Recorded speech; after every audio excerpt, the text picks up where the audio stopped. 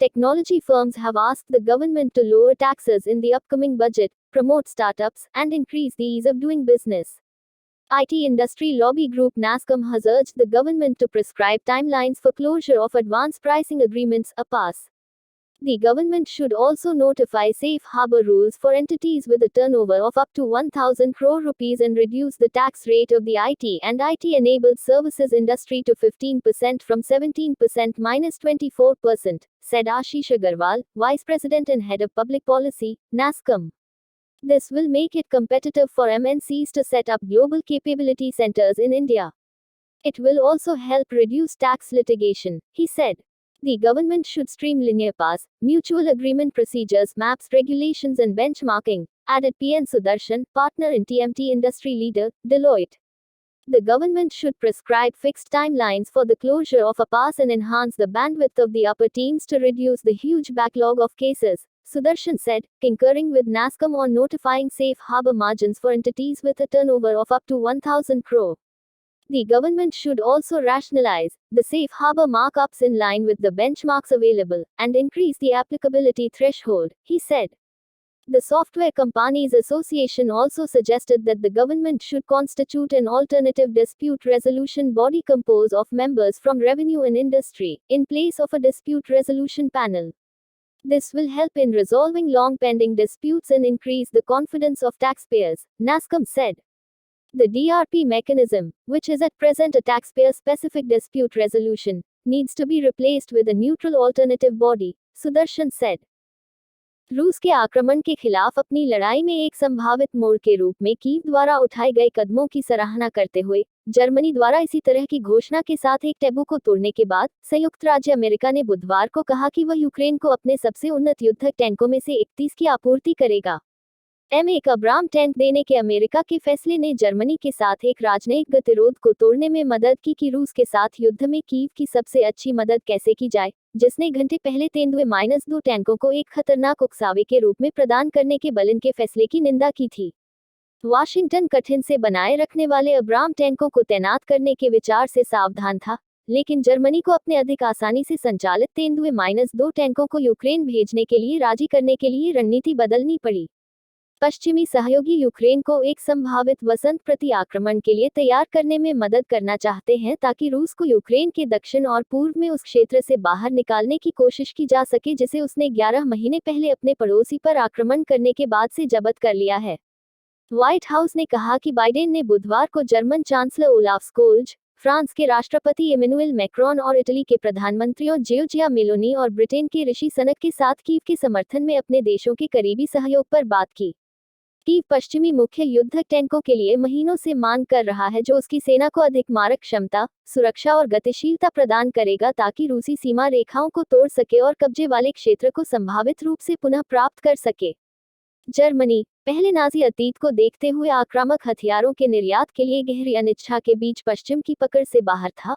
उसने कहा कि वह अपने स्वयं के स्टॉक से अपने 14 तेंदुए-2 टैंकों की एक प्रारंभिक कंपनी भेजेगा और संबद्ध यूरोपीय राज्यों द्वारा शिपमेंट को भी मंजूरी देगा। अंतिम उद्देश्य यूक्रेन को तेंदुए की 2 बटालियनों के साथ आपूर्ति करना होगा। आमतौर पर प्रत्येक में 3 या 4 कंपनियां शामिल होती हैं, जो 3 या 4 महीनों के भीतर पहुंचने वाली पहली होती हैं। जब यूक्रेन का समर्थन करने की बात आती है तो जर्मनी हमेशा सबसे आगे रहेगा, चांसलर ओलाफ स्कोल्ज ने जर्मन संसद को तालियों की गड़गड़ाहट के साथ कहा। उन्होंने बाद में एक संवाददाता सम्मेलन में कहा कि जर्मनी तेंदुए की डिलीवरी से परे यूक्रेन को और सैन्य सहायता भेजेगा, जिसमें उदाहरण के लिए वायु रक्षा प्रणाली, भारी तोपखाने और कई रॉकेट लॉन्चर शामिल हैं। भारत और मिस्र बुधवार को राजनीतिक, सुरक्षा, रक्षा, ऊर्जा और आर्थिक पहलुओं को कवर करते हुए अपने द्विपक्षीय संबंधों को रणनीतिक साझेदारी तक बढ़ाने पर सहमत हुए, क्योंकि दोनों पक्षों ने कई समझौतों पर हस्ताक्षर किए। मिस्र के राष्ट्रपति अब्देल फत्ताह अल सिसी का स्वागत करते हुए, जो गुरुवार को गणतंत्र दिवस समारोह में मुख्य अतिथि होंगे, प्रधानमंत्री नरेंद्र मोदी ने कहा कि चरमपंथी ताकतों द्वारा साइबर स्पेस का दुरुपयोग एक बढ़ता खतरा है और दोनों पक्ष इस संबंध में सहयोग तेज करने पर सहमत हुए। हम इस बात से सहमत हैं कि आतंकवाद मानवता के लिए सबसे बड़ा खतरा है। दोनों देश इस बात पर भी सहमत हैं कि सीमा पार आतंकवाद को खत्म करने के लिए मजबूत कदम उठाने की जरूरत है और इसके लिए हमें संयुक्त प्रयासों से अंतर्राष्ट्रीय समुदाय को समझाना होगा। यह घोषणा करते हुए कि भारत मिस्र संबंधों में विशेष रूप से रक्षा और सुरक्षा के क्षेत्र में सहयोग की गुंजाइश असीमित है। मोदी ने कहा, हमने तय किया है कि भारत मिस्र रणनीतिक साझेदारी के तहत हम एक दीर्घकालिक संरचना तैयार करेंगे। सहयोग का अल सिसी ने प्राचीन काल से चली आ रही दो सभ्यताओं के बीच संबंधों की ओर इशारा किया और कहा कि मिस्र और अधिक भारतीय पर्यटकों का स्वागत करना चाहता है। भारत और मिस्र ने संस्कृति, युवा मामलों पर सहयोग, साइबर सुरक्षा, सूचना प्रौद्योगिकी और सार्वजनिक प्रसारण को कवर करने वाले 5 समझौता ज्ञापनों पर हस्ताक्षर किए। अल सिसी ने कहा कि दोनों पक्षों ने साइबर सुरक्षा में सहयोग की योजना को अंतिम रूप दिया है। मैंने प्रधानमंत्री मोदी से छोटे और मध्यम उद्योगों के बीच डिजिटल कनेक्शन बढ़ाने के लिए स्थायी चैनल बनाने का अनुरोध किया है और इससे आम लोगों के जीवन को बेहतर बनाने में मदद मिलेगी। रक्षा सहयोग आज की चर्चा का हिस्सा था और हमारा संयुक्त सैन्य अभ्यास उस सहयोग का एक उदाहरण है। अल सिसी ने मोदी को मिस्र की यात्रा के लिए आमंत्रित किया और दिल्ली और काहिरा के बीच अधिक हवाई संपर्क के लिए कहा।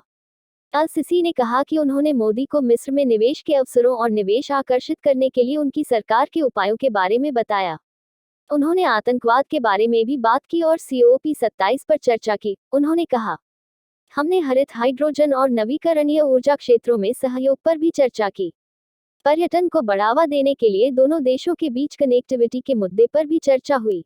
गणतंत्र दिवस की पूर्व संध्या पर अपने पहले भाषण में राष्ट्रपति द्रौपदी मुर्मू ने ग्लोबल वार्मिंग और ग्रह के सामने जलवायु परिवर्तन की चुनौतियों को रेखांकित किया और G20 की अध्यक्षता करते हुए वैश्विक दृष्टिकोण को आकार देने में भारत की प्रमुख स्थिति को रेखांकित किया। उन्होंने विकासशील दुनिया के सामने आने वाली दुविधा, आर्थिक विकास के माध्यम से अधिक लोगों को गरीबी से ऊपर उठाने की आवश्यकता, जो अनिवार्य रूप से जीवाश्म ईंधन से बंधा हुआ है, और कैसे भारत अभी भी अक्षय ऊर्जा पर बड़े कदम उठा रहा है, पर आकर्षित किया। दुर्भाग्य से, गरीब दूसरों की तुलना में ग्लोबल वार्मिंग का खामियाजा अधिक भुगतते हैं। ऊर्जा के वैकल्पिक स्रोतों को विकसित करना और लोकप्रिय बनाना एक समाधान है। मुर्मू ने कहा, भारत ने सौर ऊर्जा और इलेक्ट्रिक वाहनों को नीतिगत प्रोत्साहन देकर इस दिशा में सराहनीय कदम उठाया है। उन्होंने महात्मा गांधी को अंधाधुंध औद्योगिकरण की आपदाओं की भविष्यवाणी करने की उनकी क्षमता के लिए हमारे समय का सच्चा भविष्यवक्ता करार दिया और कहा कि G20 ऐसी वैश्विक चुनौतियों पर चर्चा करने और समाधान खोजने के लिए एक आदर्श मंच था। उन्होंने कहा कि सरकार की ओर से समय पर हस्तक्षेप, विशेष रूप से आत्मनिर्भर भारत पहल ने अर्थव्यवस्था के अधिकांश क्षेत्रों को महामारी के प्रभाव से उबरने में मदद की है, जिससे भारत सबसे तेजी से बढ़ती प्रमुख अर्थव्यवस्थाओं में से एक बन गया है। राष्ट्रपति मुर्मू ने अपने संबोधन में कहा, विश्व मंच पर भारत ने जो सम्मान अर्जित किया है, उसके परिणामस्वरूप नए अवसर और जिम्मेदारियां मिली हैं। पूर्व रक्षा मंत्री मुलायम सिंह यादव, चिकित्सक दिलीप महालनाबिस, जिन्होंने मौखिक पुनर्जलीकरण लवण के वैश्विक उपयोग की शुरुआत की, और वास्तुकार बालकृष्ण दोषी को 74वें गणतंत्र दिवस की पूर्व संध्या पर मरणोपरांत पद्म विभूषण से सम्मानित किया गया है। पूर्व विदेश मंत्री SM Krishna, table master Zakir Hussain और अमेरिका स्थित गणितज्ञ श्रीनिवास वर्धन को भी देश के दूसरे सर्वोच्च नागरिक पुरस्कार पद्म विभूषण से सम्मानित किया गया। पद्म भूषण से सम्मानित 9 लोगों में उद्योगपति कुमार मंगलम बिरला, लेखिका सुधा मूर्ति और उपन्यासकार एसेल भैरपा शामिल हैं। बिजनेसमैन राकेश झुनझुनवाला को मरणोपरांत पद्मश्री दिया गया। महालनाबी 1971 के युद्ध के बाद बांग्लादेश के शरणार्थी शिविरों में सेवा देने के लिए अमेरिका से लौटे थे। उन्हें ORS के उपयोग को बढ़ावा देने के लिए जाना जाता है, जिसके बारे में अनुमान है कि विश्व स्तर पर 5 करोड़ लोगों की जान बचाई गई है। पद्मश्री विजेताओं में अभिनेत्री रवीना टंडन, मणिपुर भाजपा अध्यक्ष थोनाउजम चौबा सिंह, निकोबार द्वीप समूह में जरावा जनजाति के साथ काम करने वाले सेवानिवृत्त सरकारी डॉक्टर रतन चंद्रकार, गुजरात की सिद्धि आदिवासी सामाजिक कार्यकर्ता हीराबाई लोबी और युद्ध के दिग्गज मुनीश्वर चंदर डावर शामिल हैं, जो गुजरात में गरीब लोगों का इलाज करते हैं। मध्य प्रदेश जागरूकता शिविरों और कार्यक्रमों के माध्यम से हेराका स्वदेशी संस्कृति की रक्षा और प्रचार करने वाले नागा सामाजिक कार्यकर्ता रामकुई वांगबेन्यू में गांधीवादी वीपी अप्पुकुट्टन पोडुवल और सिक्किम के जैविक किसान तुलाराम उप्रेती को भी पद्मश्री से सम्मानित किया गया। तमिलनाडु के सांप पकड़ने वाले वादीवेल गोपाल और मासी सदाया अन्य पद्मश्री विजेता हैं।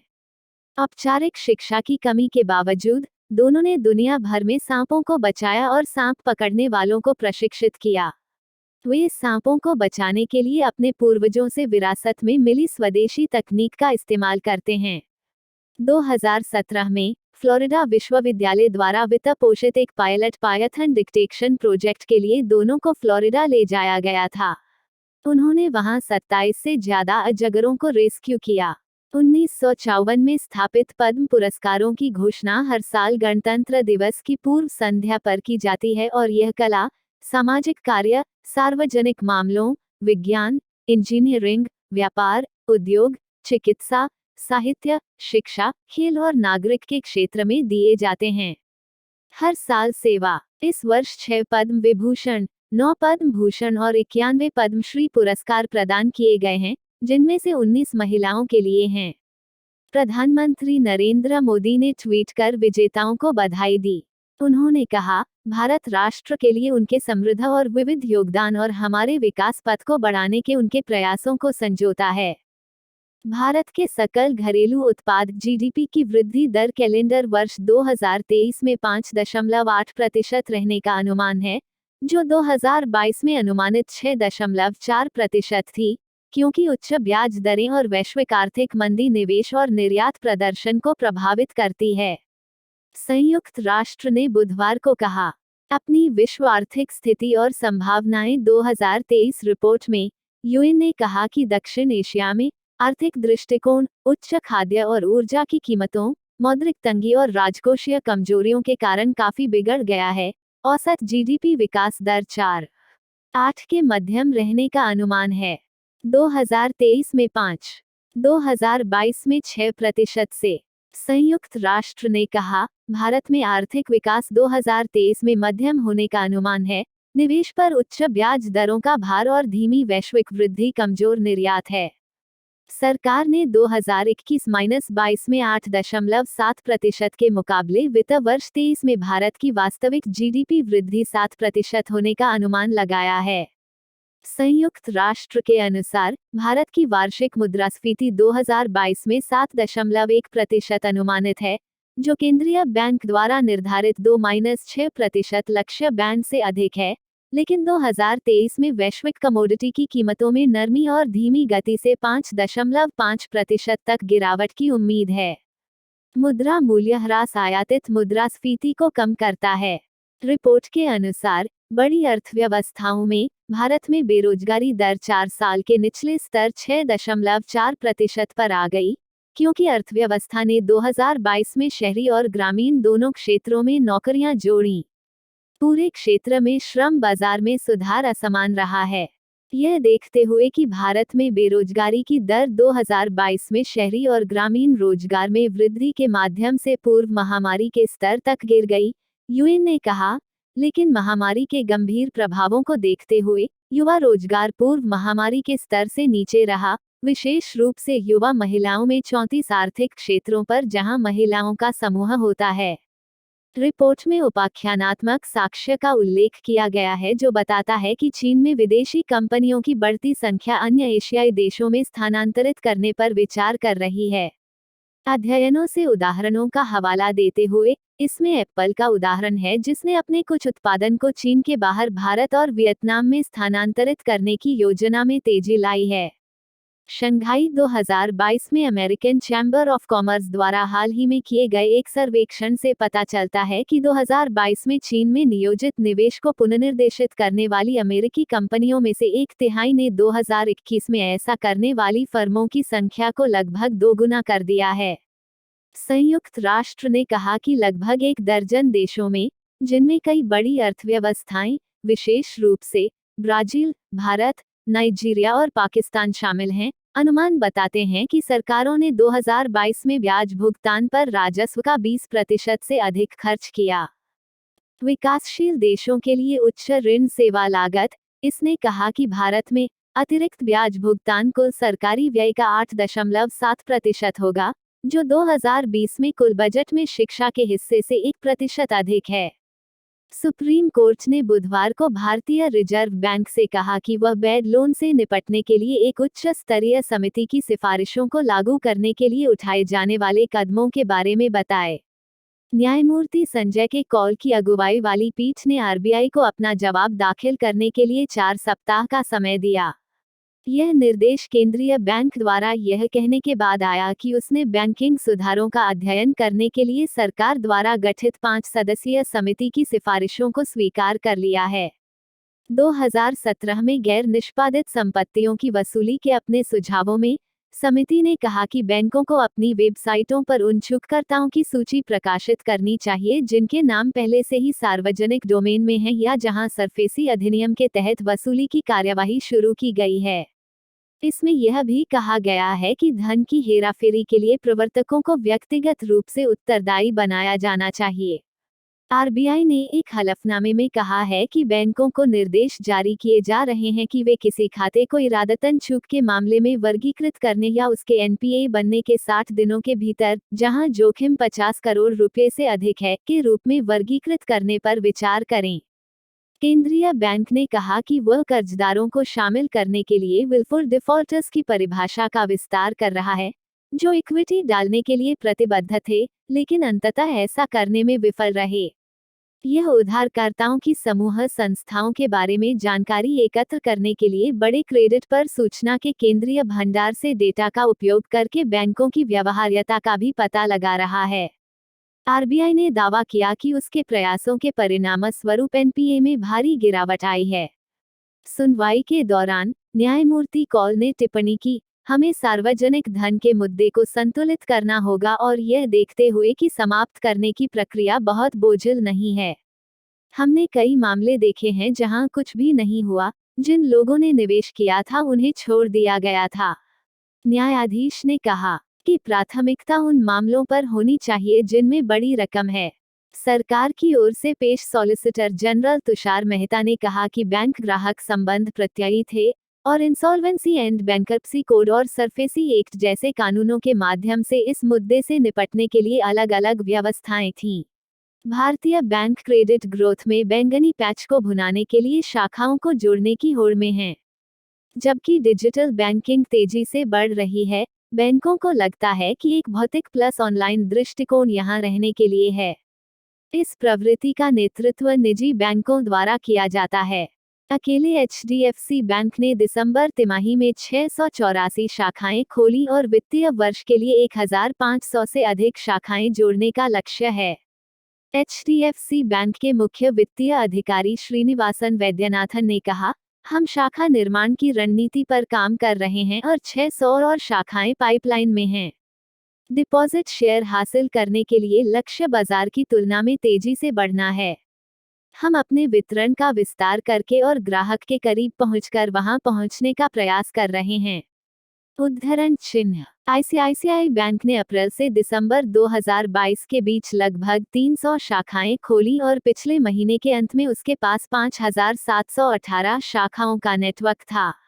एक्सिस बैंक ने दिसंबर 2022 के अंत तक अपनी कुल शाखाओं की संख्या 4849 तक ले जाने के लिए इस वित्तीय वर्ष में अब तक 91 शाखाएं जोड़ी हैं। इसने 6000 ग्रामीण स्तर के उद्यमियों को अलग से अपनी ग्रामीण शाखाओं के लिए एक विस्तारित शाखा के रूप में कार्य करने के लिए जोड़ा है।